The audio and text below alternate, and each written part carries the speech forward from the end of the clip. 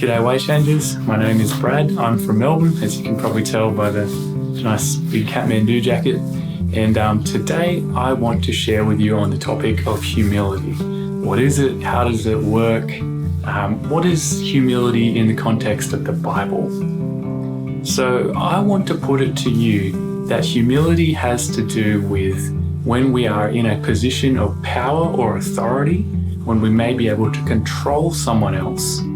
Humility is instead choosing to serve them. So obviously, the word humiliation has a pretty negative context in our society, and that's because when we're humiliated, it's typically by force. Someone else is doing it to us. But to be humble is to choose to humiliate ourselves, to choose to lower ourselves, to not be prideful, to willingly put down our pride, our own dignity, and to serve someone else. I think that to be humble is to be vulnerable.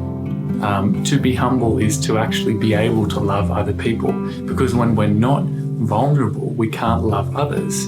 When we're not humble, we don't want to put others first. And if we're not willing to put others before us, to serve them, to look out for their needs, we're not humble, we're not loving. When we're full of pride in our knowledge or in our job or our position, our power, our authority, it actually becomes an insult when we see someone else who is being glorified that's not us.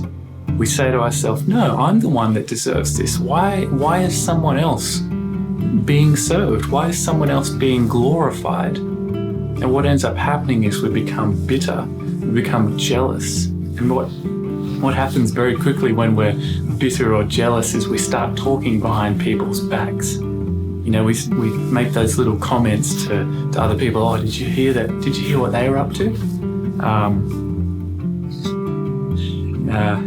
We'll do anything we can to bring this other person down, because our pride tells us that we are better than them, that we deserve to be served, to be glorified. Whereas humility is the opposite.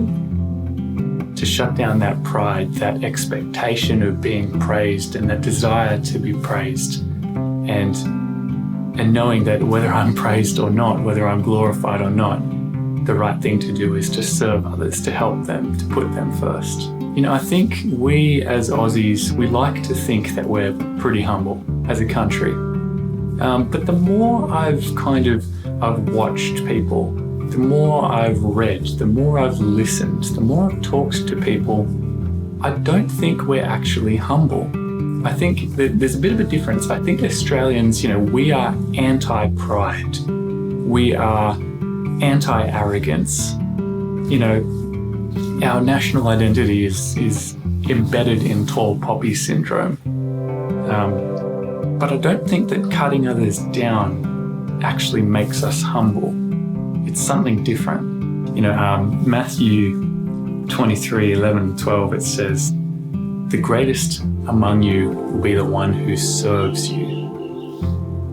Whoever praises or glorifies themselves will be humbled, and whoever humbles themselves will be exalted." There's plenty of people throughout history who have sought fame and glory and power, and we remember some of those. But the people that we remember with true respect, that we truly honour, people like Desmond Doss, like Mother Teresa, like Fred Hollows, these are the people who chose to serve, to better others at their own expense, to be humble. Peter, one of Jesus's followers, he learnt this lesson from Jesus washing his feet, and in a letter later on in his life, in 1 Peter 5:6, he says, "Humble yourself under the mighty hand of God, so at the proper time he will glorify you." We don't need to seek glory or honour or praise to receive it.